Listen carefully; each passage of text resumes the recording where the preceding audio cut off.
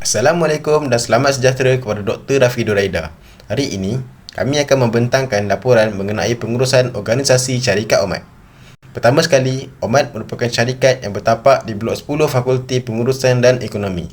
OMAD telah secara rasminya dibuka pada 31 Mac 2016 dan dirasmikan oleh Naib Chancellor pada ketika itu, iaitu Dato' Dr. Zakaria bin Kasser.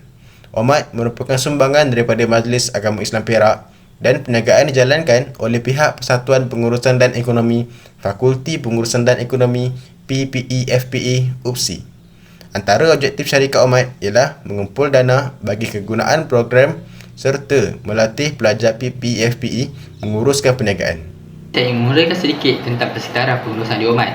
Faktor-faktor yang saya kupas adalah dari segi ekonomi, teknologi, sosial budaya dan demografi pekerja.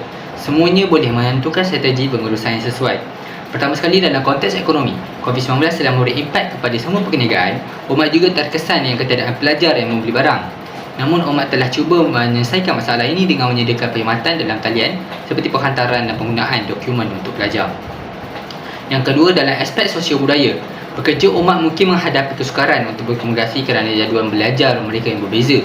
Jadual kelas dan kerja akademik mungkin menjadi halangan untuk mereka berjumpa dan berbincang secara berkala. Dengan menggunakan WhatsApp, penggunaan platform komunikasi khusus untuk urusan perniagaan boleh membantu pekerja OMAD berhubung dengan lebih baik. Ia juga memudahkan mereka melaporkan jualan harian. Yang ketiga adalah dalam aspek demografi. Walaupun OMAD memberi peluang pekerjaan kepada semua ahli PPE, FPE, agak sukar untuk mendapatkan pekerja yang memiliki pengalaman dalam menguruskan kedai runcit. Pengurusan OMAD perlu mencari cara untuk menarik minat pelajar daripada segala lapisan demografi. Salah satu cara ialah melaksanakan program pemasaran khas dan inisiatif yang melibatkan pelajar daripada pelbagai etnik dan usia. Yang terakhir sekali adalah dalam aspek teknologi. OMAD mungkin menghadapi masalah dengan teknologi terkini dalam pengurusan inventory. Kekurangan kemahiran dalam pengurusan teknologi atau akses terhadap sistem yang digunakan mungkin menjadi punca utama. Oleh itu, OMAD perlu menjalankan program latihan untuk meningkatkan pengetahuan teknologi pekerja dan mengatasi masalah dalam pengurusan inventory.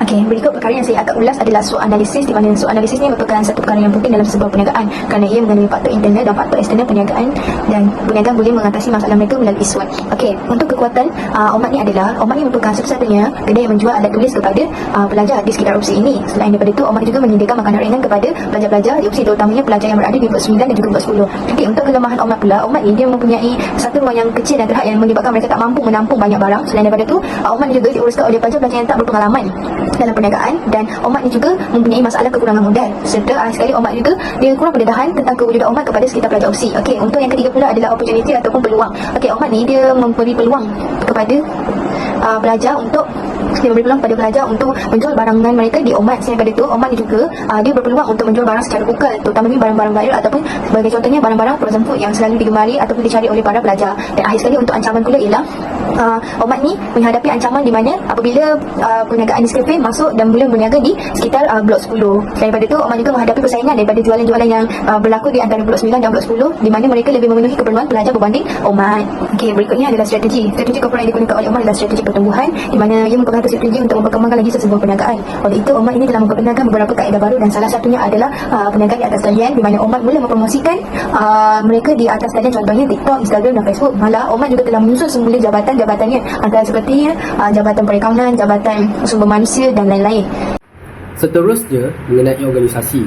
Untuk organisasi di OMAD, tugasan-tugasan akan diagihkan mengikut unit pengurusan masing-masing, antaranya unit kewangan, unit pemasaran, operasi dan juga sumber manusia. Setiap unit pengurusan mempunyai dokumen yang khusus yang memudahkan mereka melaksanakan tugas. Hal ini akan membuatkan semua unit mempunyai fokus mereka masing-masing, sekaligus boleh melaksanakan tugas dengan baik. Tidak terlupa juga hubungan pekerja yang bertambah baik dan juga terjaga. Jelaslah bahawa pekerja akan lebih fokus sekiranya skop kerja mereka dinyatakan dengan jelas, mengikut sasaran yang ditetapkan oleh unit pengurusan masing-masing. OMAD menggunakan gaya kepimpinan demokratik, di mana pengurus OMAD dan pekerja OMAD akan saling membuat keputusan dan berbincang bersama-sama. Pengurus OMAD akan mengambil idea dan juga pendapat yang diberikan oleh pekerja OMAD untuk membuat keputusan. Teori motivasi yang digunakan oleh OMAD adalah teori motivasi X, Y, McGregor, di mana pengurus OMAD akan menentukan pekerja yang X dan Y, di mana pekerja X merupakan pekerja pemalas ataupun no man, manakala pekerja rajin adalah pekerja Y, iaitu yes man. Pekerja yang malas akan didesain oleh pengurus OMAD dan akan diberi motivasi supaya mereka akan sentiasa bermotivasi untuk melakukan pekerjaan. Terusnya, perkara-perkara yang dilakukan oleh OMAD untuk memotivasikan pekerjanya adalah dengan mengekalkan hubungan baik antara pekerja dan juga pengurus OMAD. Seterusnya, menjaga kebajikan pekerjanya di mana OMAD akan membantu daripada segi memberikan keperluan barangan keperluan pelajar yang diperlukan kerana kebanyakan pekerja OMAD adalah merupakan pelajar sendiri. Akhir sekali, OMAD memotivasikan pekerja dengan cara membina hubungan baik antara pekerja di mana setiap akhir semester terdapat jamuan ataupun makan-makan yang akan diadakan oleh pekerja OMAD antara satu sama lain sebagai tanda penghargaan dan usaha yang telah dilakukan sepanjang bekerja di OMAD. Saya ingin menerangkan tentang aktiviti tanggungjawab sosial korporat di mana aktiviti tanggungjawab sosial korporat yang dijalankan oleh perniagaan OMAD dari segi ekonomi ialah menyokong ekonomi tempatan. Selain itu, dari segi dermawan, perniagaan OMAD melakukan sedikit sumbangan daripada hasil jualan mereka kepada badan kebajikan yang berdekatan. Seterusnya, dari segi alam sekitar, perniagaan OMAD menyediakan kaedah pelupusan yang sangat teratur. Dan akhir sekali, dari segi hak asasi manusia, perniagaan OMAD juga menyediakan kemudahan yang banyak untuk pelanggan dan juga pekerja.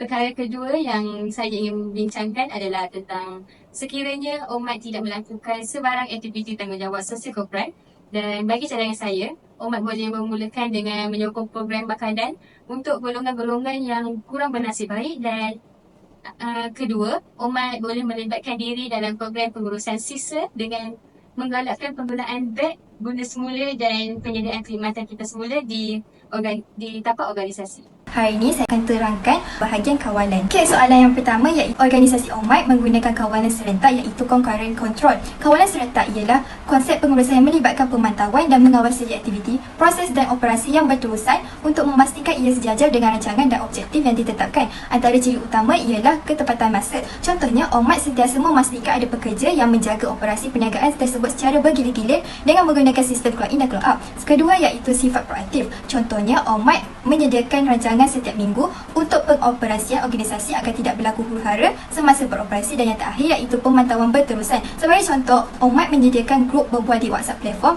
untuk menggalakkan pekerja memberitahu apakah masalah dan isu yang dihadapi agar masalah dan isu tersebut terus diselesaikan. Iaitu yang pertama, jaminan kualiti. Contohnya, OMAD akan melakukan proses meneliti dan menyemak tarikh luput barang niaga seperti makanan, ubat-ubatan dan sebagainya. Seterusnya, cara untuk memastikan tingkah laku prestasi pekerja ialah dengan latihan dan pembangunan. Contohnya, perniagaan OMAD menyediakan latihan kepada pekerja baru selama seminggu dengan pengawasan oleh supervisor. Dan yang terakhir, melaksanakan program ganjaran dan pengiktirafan untuk memotivasikan pekerja. Sebagai contoh, pekerja yang bekerja di OMAD merupakan daripada kalangan pelajar di USI. Ganjaran seperti wang tunai amat memotivasikan mereka untuk bekerja dengan penuh semangat. Akhir kata, kesimpulan yang boleh diambil daripada perniagaan OMAD ialah syarikat OMAD merupakan entiti perniagaan yang berkonsepkan memenuhi keperluan pelajar berbanding untuk mencari keuntungan. Perkara ini jelas dapat dilihat dengan lokasi kedai OMAD yang terletak di tengah-tengah blok fakulti yang lain. Oleh itu, dengan pengambilan ahli Persatuan Pengurusan dan Ekonomi, Fakulti Pengurusan dan Ekonomi yang baru pada kali ini dapat memberikan OMAD satu nafas baru untuk terus beroperasi bagi memenuhi keperluan pelajar. Sekian, terima kasih.